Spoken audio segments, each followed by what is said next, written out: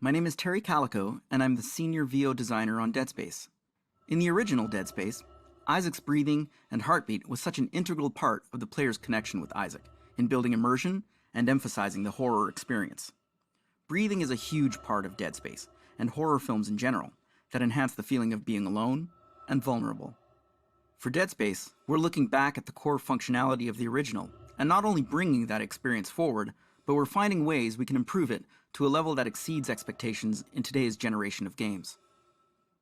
In the original Dead Space, you would hear Isaac's breathing change and heartbeat ramp up over time when sprinting, when low on health, low on oxygen, during combat, and spike for jump scares or scripted events. All of that will be there. A couple of improvements, for example. In the original, when Isaac was sprinting or injured, you would hear additional grunts to emphasize his level of exertion play simultaneously over top of the base breathing rate.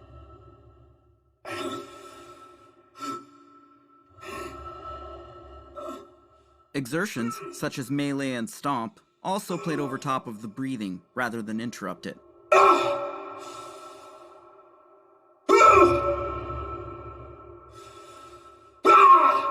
If you listened carefully, you were hearing two voices at the same time.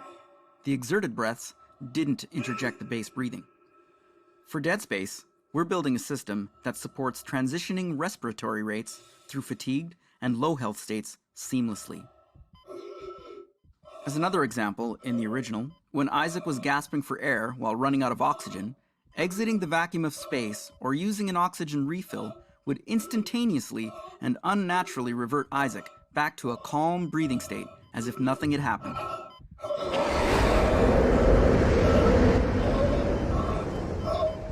Exiting vacuum.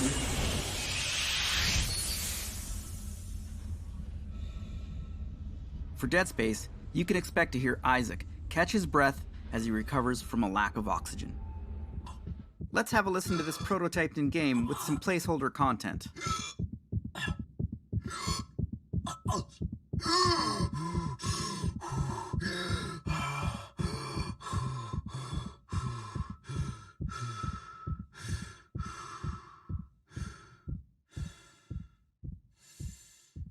And as Isaac catches his breath, you hear it transition back smoothly into the base breathing cycle. For Dead Space, we're building what is called the Alive system.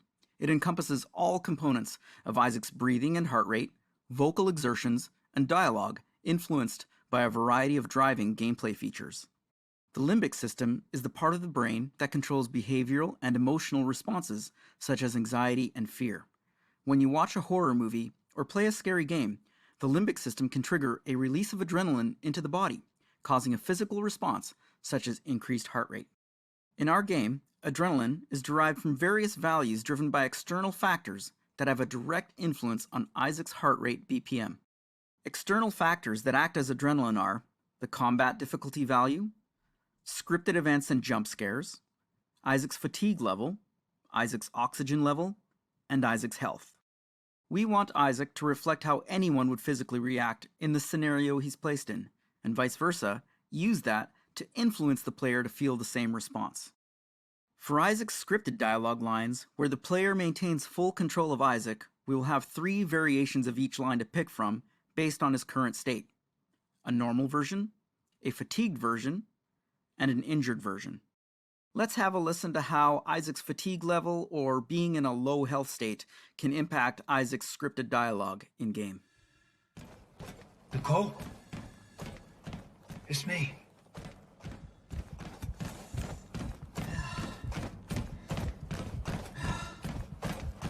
Nicole? It's me.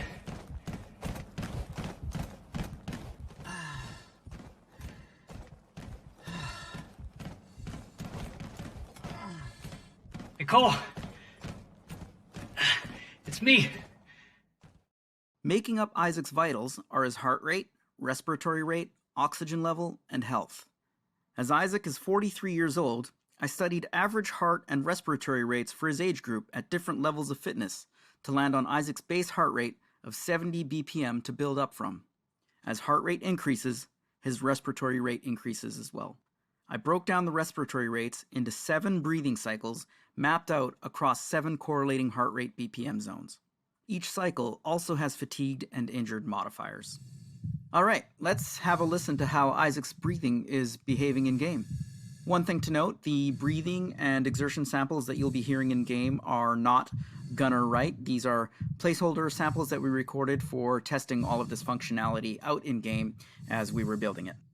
And here on screen is our Alive monitor. This is some debug information that we've put together to see Isaac's current breathing cycle, his heart rate, what his breathing state is, if he's inhaling or exhaling, what his fatigue level is, his oxygen level, his health, and the current combat intensity. And if we have Isaac's sprint here, over time you'll start to see his fatigue level increase. And when Isaac's fatigue level gets past a certain threshold, you'll start to hear fatigued breaths, exerted breaths start to mix in with his regular base breathing rate.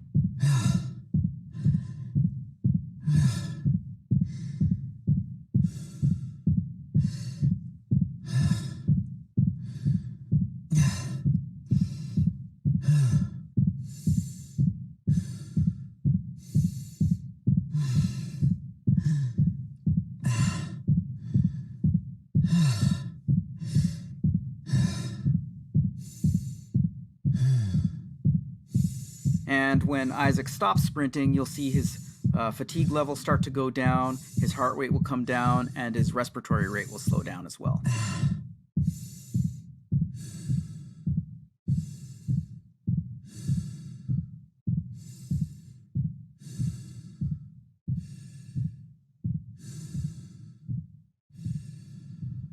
Here we have Isaac in a very low health state. He's injured. And when he moves around in this state, we start to introduce little winces of pain mixed into his breathing cycle.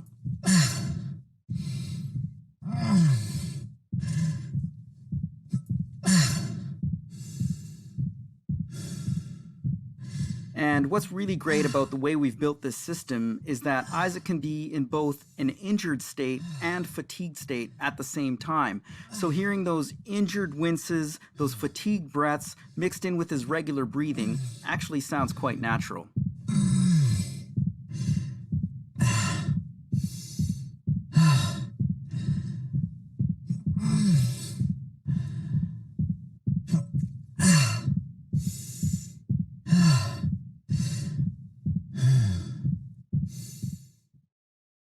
And wrapping up the Alive system, we have exertions.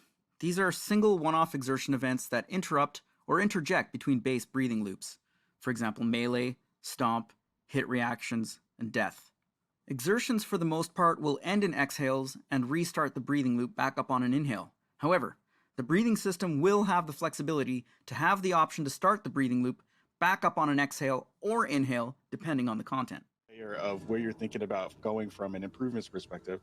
Just talk a little bit about, where you're kind of seeing this move. We see Isaac kind of in the space right now, floating around the space, probably going to show off some of his thrusters and stuff in a minute. I'd love to hear more about, kind of where you're thinking about in terms of improvements in this layer too. So for us, really, going back to the original Dead Space, it was something that we felt, so again, super early build, that we felt we could actually improve in terms of experience and immersion. It's the zero-G and how you would move around in zero-G. And that's something that was really good and improving the experience in Dead Space 2 and 3 that we felt was really missing in the original Dead Space.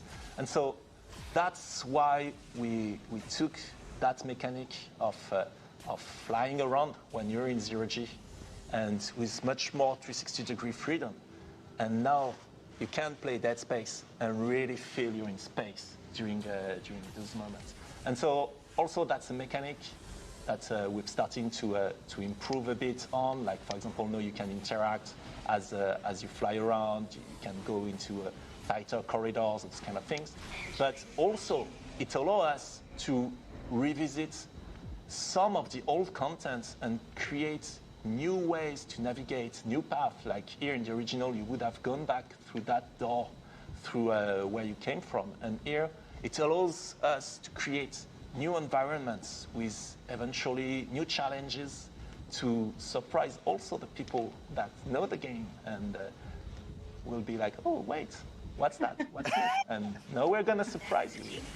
So it's really delivering on the fantasy of being in space, making sure that we're able to use that and revisiting all the places in the game. In the original, where there was Zeruji, which was the Superman jump back in Dead Space 1, and now applying full 360 motion and finding ways to... The lightings, the VFX, the fog, but also nail that ambience. Give you the feeling that you're in the Ishimura, you're inside those dark corridors.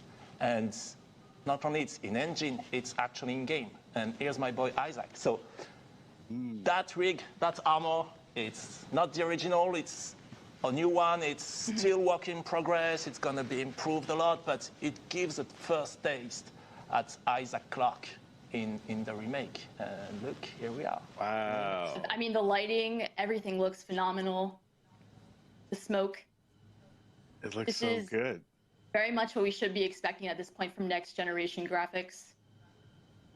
It's really Dead Space, but like you never saw it, I think.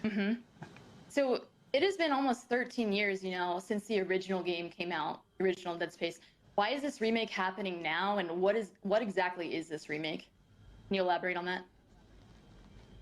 So one thing that's important for us, and that's why it's for PS5, Xbox Series, or for PC, is that it's not about one thing. Like Dead Space is a super strong experience, and so it's Implemented into combat. Would you mind telling us more about the original system versus the new system and what peeling actually means? I think actually something that's very important, as you can see with the feed, like it is definitely a gym, and it's intentional that we showcase this in a gym because we're so early with it. Visually, we're not at the right level of quality where we want to achieve, but we want to showcase functionality here. That's what we want to talk about, and what is the system that we have in mind for peeling, like you said. So obviously, same thing, it's a really early build. It's a gym. Everything that you see is work in progress. It's first implementation. A lot of VFX are missing. A lot of those modelizations are not final and missing a lot of things like flesh tearing, etc. But one thing that is important for us that I just show, it's first, of course, dismemberment is back. And it's back with all the depth and fun you can have in that space. But one thing we wanted to, and those are the only things, those are the things you can say only on Dead Space. One of the thing we wanted to improve about that experience is when you're using a weapon that is not a carving weapon, like something, not like the plasma cutter. Plasma cutter is really fun to use. You can just shoot at anything, and really you have that instant feedback of the limb getting cut, etc. But when you had a different weapon, knowing how much damage you were dealing to the enemy, how was he reacting, etc., it was not necessarily as visceral and as clear as the original. And so that's the thing we're working on at the moment, and we call peeling. It's basically that body destruction technology that we're developing that is allowing us to really remove, so at the moment, the flesh out of the bones of the enemy, and to give you a good sense not only of gore and horror and ambience, but also of how much damage am I dealing to that opponent. Is my weapon actually useful against this one? How close is he to die? And that's something for me that is really interesting. And so when we were speaking about why doing a remake and where can we improve, those are an example of what we can do, is that we don't have anymore to choose which feature we actually want to push. We can have dismemberment. We can have much more precision and body destruction. We can have seamless loading for the whole ship, etc., etc. And that's something really, really interesting for us. And another thing that is actually really interesting is that system. So again, for the moment, it's really early. For the moment, we're only showcasing it on on a naked slasher, so you only see it with the flesh, but of course later it's going to support like the claw, body armor, different layers, weak points, etc. But it also improved one of the core of shooting in Dead Space, which is around the precision, and not only the precision of my weapon, but as an example, the precision of the plasma cutter. And so if I was to shoot, let's say, on that leg, then if I'm shooting here, I'm not going to cut the leg, because I'm not shooting at the place where the bone is actually visible. If I want to cut that leg now, I need to be much more careful and precise in my aiming and in the shooting. And then for us, what is interesting is that it opened a whole new layer of shooting and combat loop, where you can have some weapons that are better at carving through the enemies, some weapons that are better at cleaning them. Sorry for the mic. Some weapons that are better at cleaning the enemy and removing the flesh and the tissue, etc. And that's something really really interesting for us. Anytime Roman speaks about this member bit, he gets overly passionate and expressive about it.